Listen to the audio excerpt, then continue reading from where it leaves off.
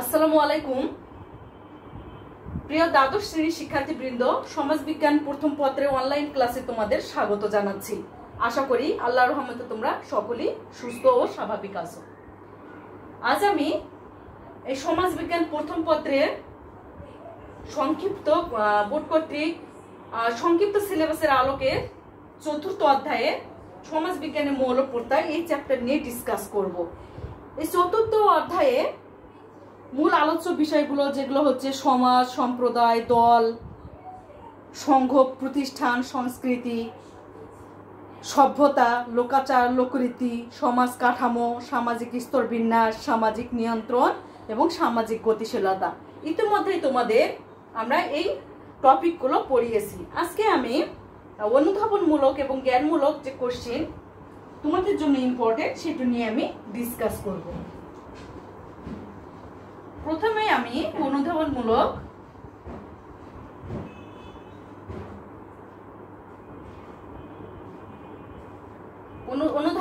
প্রশ্ন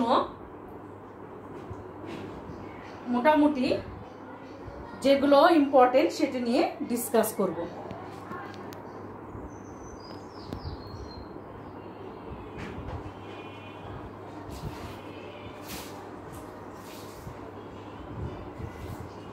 সমাজ বলতে কি বুঝো, ব্যাখ্যা করো। তোমাদের এই কোশ্চেনের আমি উত্তরও বলে দিচ্ছি যে সমাজ কি? সমাজ একটি জনগোষ্ঠী যার একটি সাধারণ ঐতিহ্য, প্রথা, রীতিনীতি, আচার অনুষ্ঠান এবং জীবন প্রণালীতে অভ্যস্ত হয়ে পারস্পরিক সহযোগিতা পরিবেশে বসবাস করাই হচ্ছে সমাজ।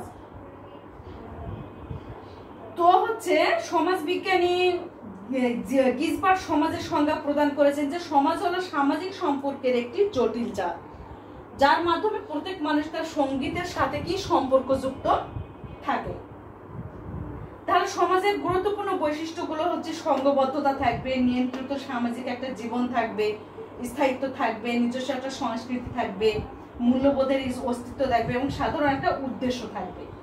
তার সাধারণ একটা উদ্দেশ্য নিয়ে এমন একটা জনগোষ্ঠী যারা সবাই এক জায়গায় বসবাস করে, পারস্পরিক সহযোগিতা পরিপূর্ণ একটা পরিবেশে বসবাস করে, সেটি হচ্ছে সমাজ। আদিম সমাজে অর্থনৈতিক অবস্থা কিরূপ ছিল?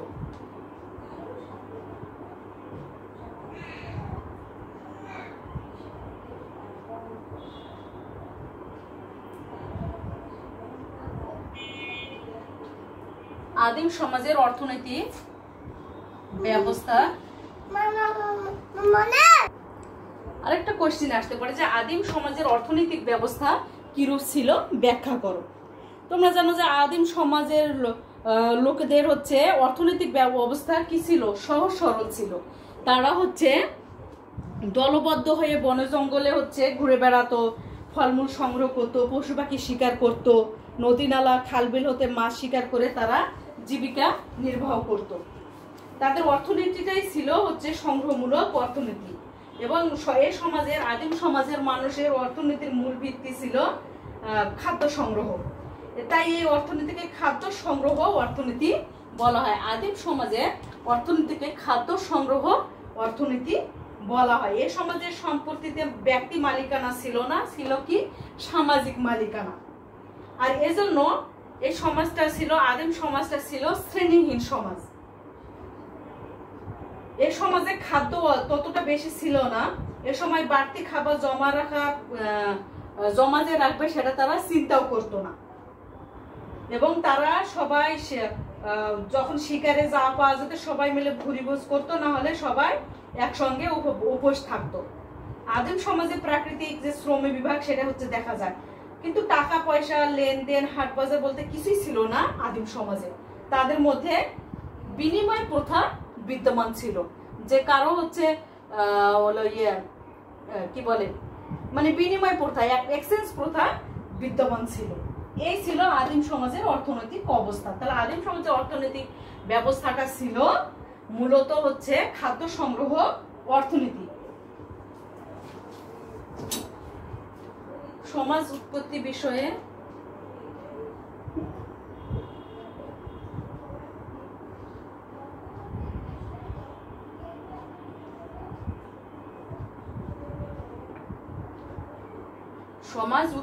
বিষয়ে সর্বপ্রাচীন মতবাদ।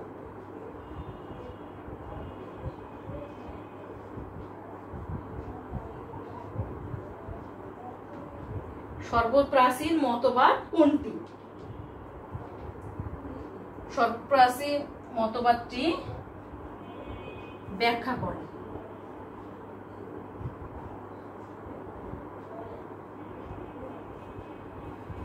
সমাজের উৎপত্তি সম্পর্কে যে মতবাদগুলো রয়েছে তার মধ্যে হচ্ছে প্রাচীন মতবাদটা কি? ঐশ্বরিক।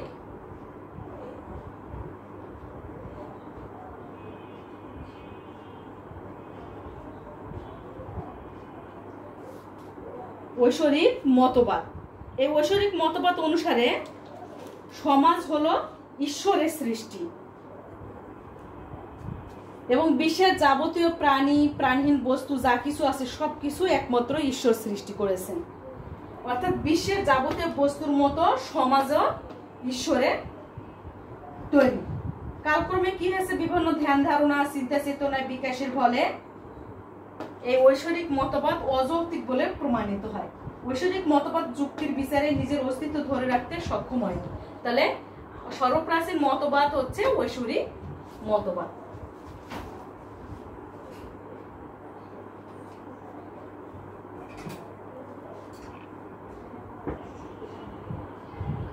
সমাজের উৎপত্তি বিষয়ে বল প্রয়োগ মতবাদ। বল প্রয়োগ মতবাদটি ব্যাখ্যা করো। বল প্রয়োগ যে সমাজের উৎপত্তি বিষয়ে আরেকটি মতবাদ হচ্ছে বল প্রয়োগ মতবাদ।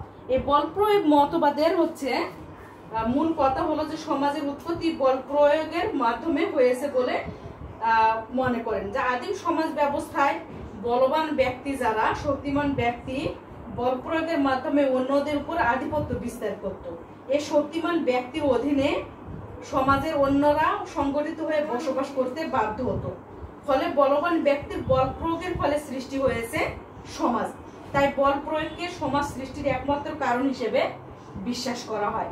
কিন্তু ধীরে ধীরে দেখা যাচ্ছে এই বল প্রয়োগ মতবাদটি সমাজের উৎপত্তির ব্যাখ্যা হিসেবে গ্রহণযোগ্যতা পরবর্তীতে ধরে রাখতে পারেন। আরেকটি অনুধাবনমূলক কোশ্চেন হচ্ছে সভ্যতা বলতে কি বুঝো?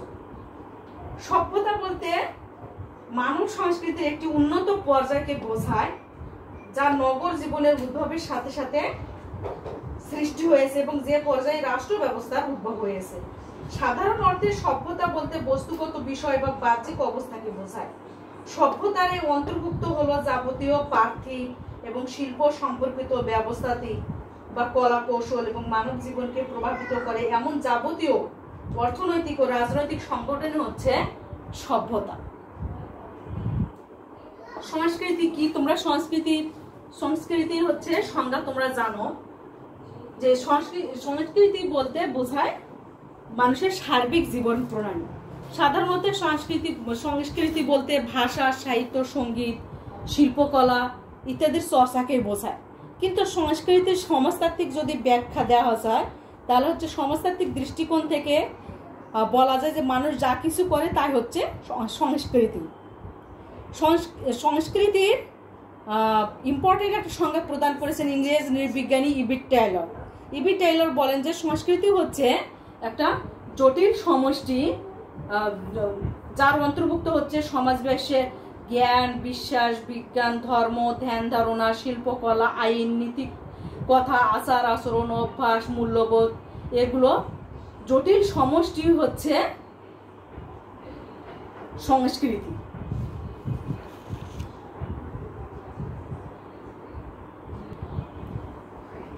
অবস্তুগত সংস্কৃতি কি বা কাকে বলে?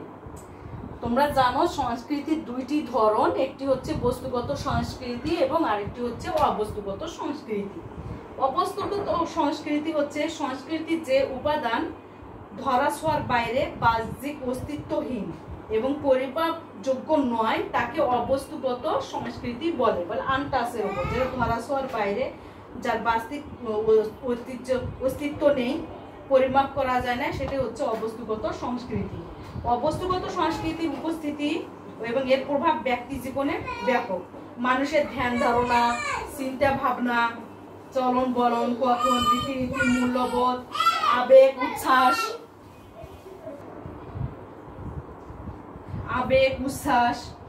এগুলোই হচ্ছে অবস্তুগত সংস্কৃতি। অবস্তুগত সংস্কৃতির উদাহরণ আরো আমরা দিতে পারি ভাষা, সাহিত্য, বিজ্ঞান, আইন, ধর্ম, এগুলো হচ্ছে অবস্তুগত সংস্কৃতি। সংস্কৃতি ও সভ্যতা একটি অপরটির পরিপূরক, ব্যাখ্যা করো। সংস্কৃতি ছাড়া সভ্যতা অচল, একটি অপরটির পরিপূরক। সম্পর্কের দিক থেকে সংস্কৃতি এবং সভ্যতা একটি অপরটির পরিপূরক। এজন্যই যে সংস্কৃতি ও সভ্যতা মূলত মানুষের সৃষ্টি, এবং এই সৃষ্টির দুটো দিক রয়েছে, একটা হচ্ছে বাহ্যিক এবং অন্তর্নিহিত দিক, যা সভ্যতা ও সংস্কৃতি নামে অভিহিত, এবং তাদের একটিকে অন্যটি থেকে আলাদা করা যায় না। সভ্যতার বিকাশের সাথে সাথে কি হয়েছে, সংস্কৃতি যেমন উন্নতি সাধিত হয়েছে, ঠিক তেমনি সভ্যতার অবদানকে উপেক্ষা করে সভ্যতার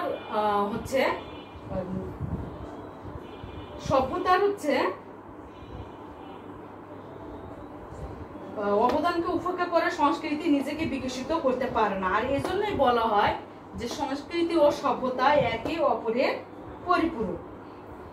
প্রতিষ্ঠান বলতে কি বোঝো? প্রতিষ্ঠান হচ্ছে সামাজিক জীবের মধ্যে প্রতিষ্ঠিত ও স্বীকৃত সম্পর্কের ধরন।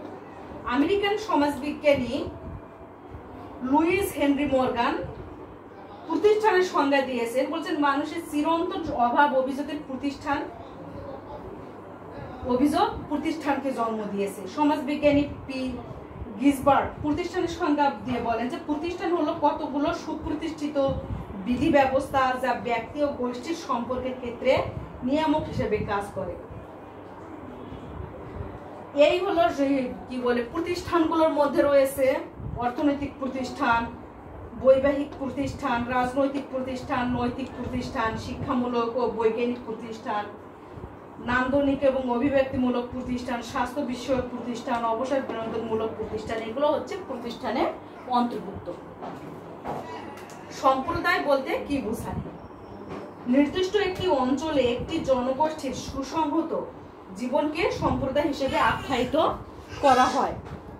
যখন কোনো ক্ষুদ্র বা বৃহৎ জনগোষ্ঠী তাদের জীবনের মৌল এবং সাধারণ স্বার্থগুলো একই সাথে ভোগ করে একই আচার আচরণ প্রথা প্রতিষ্ঠান ও জীবনযাত্রা প্রণালীতে অভ্যস্ত থাকে এবং একটি নির্দিষ্ট ভৌগোলিক এলাকায় বসবাস করে, তখন ওই জনগোষ্ঠীকে আমরা সম্প্রদায় বলতে পারি। যেমন জেলে সম্প্রদায়, তাঁতি সম্প্রদায়, দলিত সম্প্রদায় ইত্যাদি হচ্ছে সম্প্রদায়, এক একটি সম্প্রদায়। সম্প্রদায়ের ভিত্তি সমূহ ব্যাখ্যা করো। সম্প্রদায়ের মৌলিক ভিত্তি হচ্ছে দুইটি, একটা বসবাসের অঞ্চল ও সম্প্রদায়গত চেতনা। সম্প্রদায় সাধারণত একটি এলাকা নিয়ে গঠিত হয়। আধুনিক কালে যোগাযোগ ব্যবস্থার উন্নতির ফলে সম্প্রদায়কে বিশেষ কোনো এলাকায় সীমাবদ্ধ না রাখলেও বলা যায় যতটুকু নিয়ে তার যোগাযোগ ততটুকু নিয়ে তার সম্প্রদায় এলাকা। সমাজবিজ্ঞানী ম্যাকাইভার বলেন, সম্প্রদায়গত মানসিকতা তথা একই সঙ্গে বসবাস করার প্রবণতা না থাকলে তা সম্প্রদায় হতে পারে না। মুখ্য দল ও গৌণ দলের পার্থক্য। মুখ্য দল ও গৌণ দলের পার্থক্য বুঝিয়ে লেখো। গঠনগত কার্যক্রমের দিক থেকে মুখ্য দল ও গৌণ দলের মধ্যে পার্থক্য রয়েছে, অর্থাৎ যে দলের সদস্যদের মধ্যে পারস্পরিক ঘনিষ্ঠ, নিবিড় ও মুখোমুখি সম্পর্ক বিদ্যমান তাকে মুখ্য দল বলে। অপরদিকে যে দলের সদস্যের মধ্যে নিয়মানুগ, প্রাতিষ্ঠানিক এবং নৈর্ব্যক্তিক সম্পর্ক বিরাজ করে তাকে গৌণ দল বলে। প্রাথমিক দলের সদস্যদের মধ্যে একটা উই ফিলিংস অর্থাৎ আমরা ভাব বিদ্যমান থাকে। যেমন আমরা যদি প্রাথমিক দল বলি তাহলে ফ্যামিলিকে আমরা এক্সাম্পল হিসেবে ধরতে পারি। কিন্তু গৌণ দলে এরূপ কোনো মনোভাব থাকে না। প্রাথমিক বা মুখ্য দলের গণ্ডি বেশ সীমিত, পক্ষান্তরে গৌণ দলের গণ্ডি অনেক বৃহৎ এবং এর উদ্দেশ্য এবং কর্মক্ষেত্র সম্প্রসারিত। তাহলে গৌণ দলটা কি কাকে বলে? গৌণ দল হচ্ছে যে দলের সদস্যের মধ্যে অনেকটা আনুষ্ঠানিক নীতিমালার দ্বারা সামাজিক সম্পর্ক গড়ে ওঠে তাকে গৌণ দল বলে। এ দলের গণ্ডি বেশ বৃহৎ এবং এর উদ্দেশ্য কর্মক্ষেত্র সম্প্রসারিত। এ দল প্রাথমিক দলের মতো স্বতঃস্ফূর্তভাবে গড়ে ওঠে না, কিছু উদ্দেশ্য নিয়ে গৌণ দলের সদস্যরা একত্রিত হয়। গৌণ বা মাধ্যমিক দলের সদস্যদের মধ্যে সম্পর্ক ঘনিষ্ঠ এবং আন্তরিক হয় না, যেটা আমরা মুখ্য দলের মধ্যে দেখতে পাই। গৌণ গোষ্ঠীর সদস্যের মধ্যে পরোক্ষ এবং ব্যক্তি নিরপেক্ষ সম্পর্ক বিরাজ করে।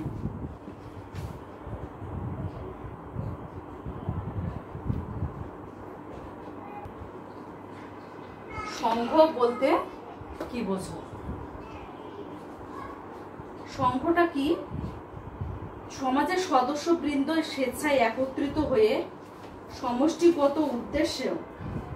সমষ্টিগত উদ্দেশ্য সাধনের জন্য সম্মিলিত যে প্রয়াস চালালে তখন তাকে আমরা সংঘ বলবো।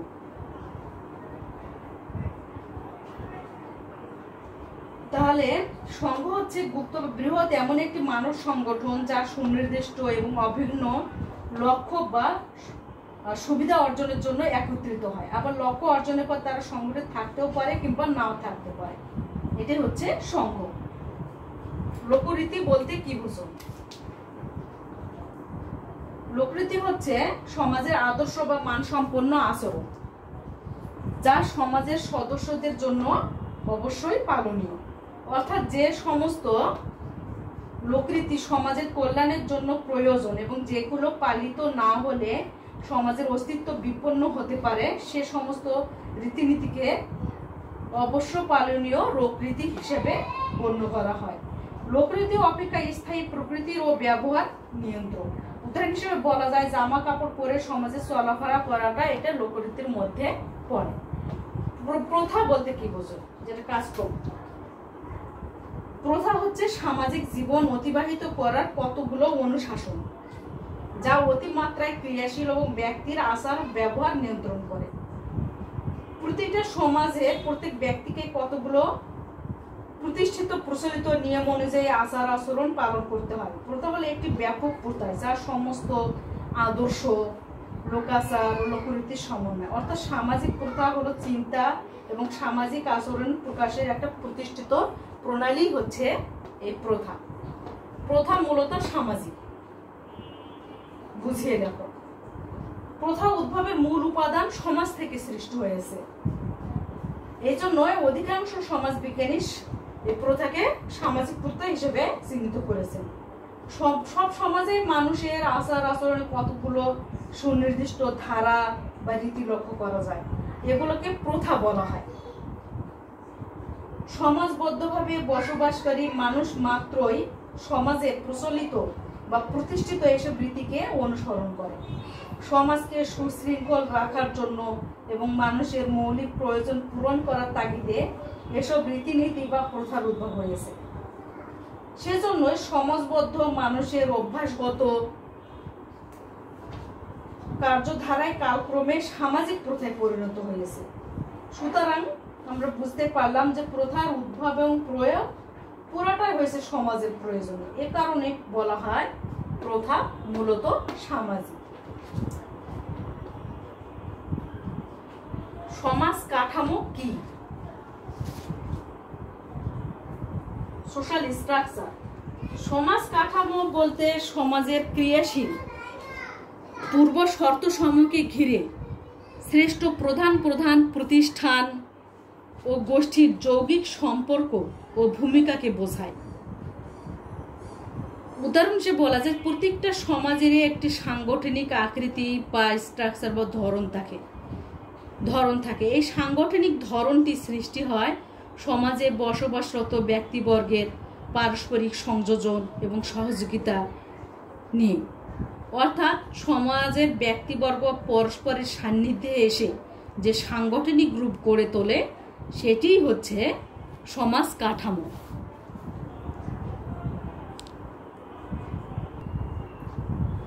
সামাজিক স্তরবিন্যাস সার্বজনীন ব্যাখ্যা করো। এই কোশ্চিনের উত্তরে বলতে পারি যে মার্ক্সীয় সমাজবিজ্ঞানীরা মনে করেন শ্রেণীহীন সমাজ কল্পনা মাত্র। যেখানে মার্ক্স বলেছে যে সমাজে কোনো শ্রেণীহীন শ্রেণী চলবে না, শ্রেণীহীন সমাজের একটা স্বপ্ন দেখেছিলেন কার্ল মার্ক্স। অন্যদিকে অমার্ক্সীয় সমাজবিজ্ঞানীরা মনে করেন শ্রেণীহীন সমাজ কল্পনা মাত্র, অর্থাৎ সামাজিক স্তর বিন্যাস হলো চিরন্তন ও সর্বজনীন। মানব সভ্যতার ইতিহাসে এমন কোনো সমাজ ব্যবস্থার পরিচয় পাওয়া যায় না যা পরিপূর্ণভাবে সাম্যের উপর প্রতিষ্ঠিত ছিল। সমাজ জীবনের সূচনা থেকেই সামাজিক স্তর বিন্যাসের উদ্ভব ঘটেছে এবং কখনো অবলুপ্ত হয়নি। স্তর বিন্যাসকে বাস্তবে কখনো এড়িয়ে যাওয়া যায় না। কালের বিবর্তনের ধারায় সামাজিক স্তর বিন্যাসের আকৃতি প্রকৃতিতে পরিবর্তন ঘটেছে, কিন্তু স্তর বিন্যাস কখনো বিলুপ্ত হয়নি। এজন্য বলা হয় যে সামাজিক স্তর বিন্যাস সর্বজনীন। নেক্সট কোশ্চিন, সামাজিক গতিশীলতার ধরনসমূহ ব্যাখ্যা করো। সামাজিক গতিশীলতাকে দুই ভাগে বিভক্ত করা হয়, একটা হচ্ছে আনুভূমিক গতিশীলতা আর একটি উলম্বী গতিশীলতা। সাধারণত এক সামাজিক পরিমণ্ডল থেকে অন্য সামাজিক পরিমণ্ডলে একই যদি সামাজিক স্তরে ব্যক্তির স্থায়ী গমনকে আমরা বলবো আনুভূমিক গতিশীলতা। আর উলম্বী গতিশীলতাটা হচ্ছে শ্রেণীবিন্যাসের উঁচু অথবা নিচু অবস্থান করা। উদাহরণস্বরূপ বলা যায় কোনরূপ বেতন কিংবা পদমর্যাদার পরিবর্তন ছাড়াই এক প্রতিষ্ঠানে চাকরি ছেড়ে অন্য প্রতিষ্ঠানে চাকরি গ্রহণ হচ্ছে আনুভূমিক গতিশীলতা। অন্যদিকে মাধ্যমিক বিদ্যালয়ের শিক্ষকতা ছেড়ে যদি কলেজের প্রবাসীকে চাকরি গ্রহণ করে সেটাই হচ্ছে উলম্বী গতিশীলতা। এই সামাজিক গতিশীলতা বৃদ্ধিতে নগরায়নের একটা প্রভাব রয়েছে। তোমাদের যদি আসে যে সামাজিক গতিশীলতা বৃদ্ধিতে নগরায়নের প্রভাব ব্যাখ্যা করো। নগরায়ন হলো একটি প্রক্রিয়া যার মাধ্যমে নগরের সৃষ্টি হয়েছে। সামাজিক গতিশীলতা বৃদ্ধিতে নগরায়নের প্রভাব সেটা হচ্ছে নগরায়নের ফলে মানুষ ক্রমাগত গ্রাম থেকে নগরের দিকে ধাবিত হচ্ছে। মানুষের মনে নগর মানসিকতা গড়ে ওঠে। নগরে বসবাসকারী মানুষের জীবন প্রণালী গ্রামীণ জীবন প্রণালী থেকে ভিন্ন। মানুষের মনে নগর মানসিকতা একটা গড়ে উঠছে। নগরে বসবাসকারী মানুষের জীবন প্রণালী গ্রামীণ জীবন প্রণালী থেকে ভিন্নতর। নগর মানসিকতা নগরবাসীর কাজকর্মে আচরণ চিন্তায় এক কথায় মূল্যবোধের পরিবর্তন ঘটাচ্ছে। বিভিন্ন পেশার সুযোগ থাকায় নগরবাসীর আর্থসামাজিক এবং তথা মর্যাদাগত একটা পরিবর্তন বৃদ্ধি পাচ্ছে। এইভাবে সামাজিক গতিশীলতা বাড়ছে। উচ্চ স্তরের কাজ সম্পাদনের সামর্থ্যের অভাব সামাজিক গতিশীলতা সৃষ্টি করছে।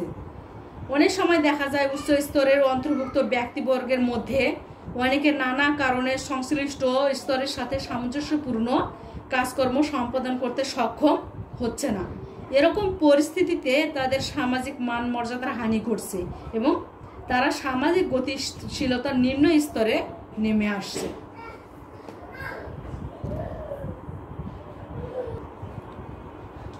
সামাজিক নিয়ন্ত্রণ বলতে কি বোঝো? সামাজিক নিয়ন্ত্রণ বলতে ব্যক্তির আচরণ নিয়ন্ত্রণের মাধ্যমে সামাজিক নিয়ম প্রতিষ্ঠাকে বোঝায় সামাজিক নিয়ন্ত্রণ। সামাজিক নিয়ন্ত্রণ বলতে সমাজ কর্তৃক গৃহীত এমন সব পন্থা ব্যবস্থা বা প্রক্রিয়াকে বোঝায় যার সাহায্যে ব্যক্তির কাজকর্ম তার চলন বলন কথন ব্যবহার ইত্যাদি সমাজ কর্তৃক কাঙ্ক্ষিত ধারায় পরিচালিত করা যায়। যেমন দুষ্টের দমন শিষ্টের পালন। সুতরাং বলা যায় সমাজের সদস্যবৃন্দ সমাজ স্বীকৃত পন্থায় কাঙ্ক্ষিত আচরণ করবে এমন নিশ্চয়তা প্রদানকারী ব্যবস্থা এবং প্রক্রিয়া হচ্ছে সামাজিক নিয়ন্ত্রণ। তো এই গেল তোমাদের মোটামুটি অনুধাবনমূলক কোশ্চেন।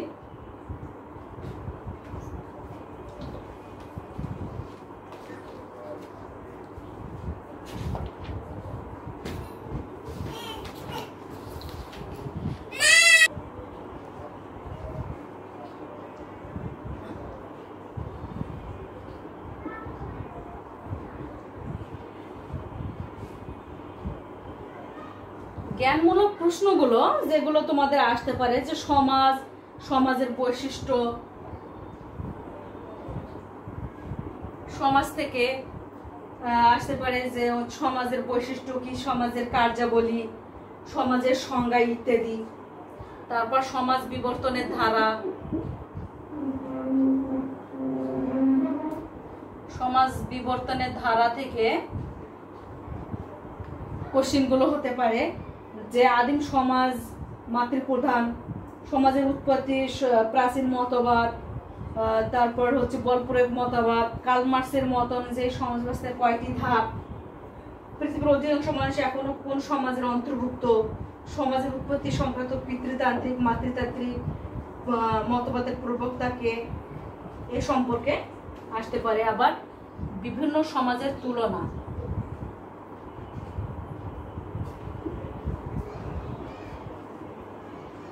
বিভিন্ন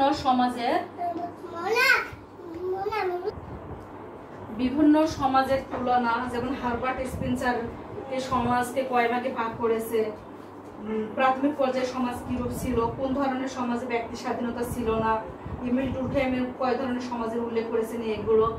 তারপর সংস্কৃতি থেকে সভ্যতা, এগুলো থেকে জ্ঞানমূলক কোশ্চেনগুলো আসবে। সংস্কৃতি থেকে বস্তুগত সংস্কৃতি, অবস্তুগত সংস্কৃতি, সভ্যতা সংস্কৃতি ও সভ্যতার পারস্পরিক সম্পর্ক, দলের বৈশিষ্ট্য, শ্রেণী বিভাগ, যে দলের বৈশিষ্ট্যগুলো,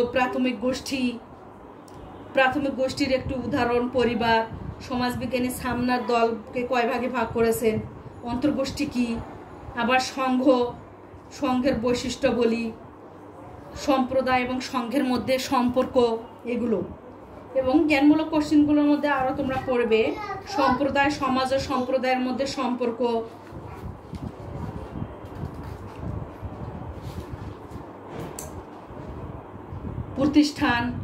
প্রতিষ্ঠান কি, প্রতিষ্ঠানের বৈশিষ্ট্য, প্রতিষ্ঠানের শ্রেণীবিভাগ, প্রতিষ্ঠানের যে শ্রেণীবিভাগগুলো রয়েছে এগুলো পড়ে নিবে। প্রথা কাকে বলে, প্রথার বৈশিষ্ট্য বলি, এগুলো পড়বে।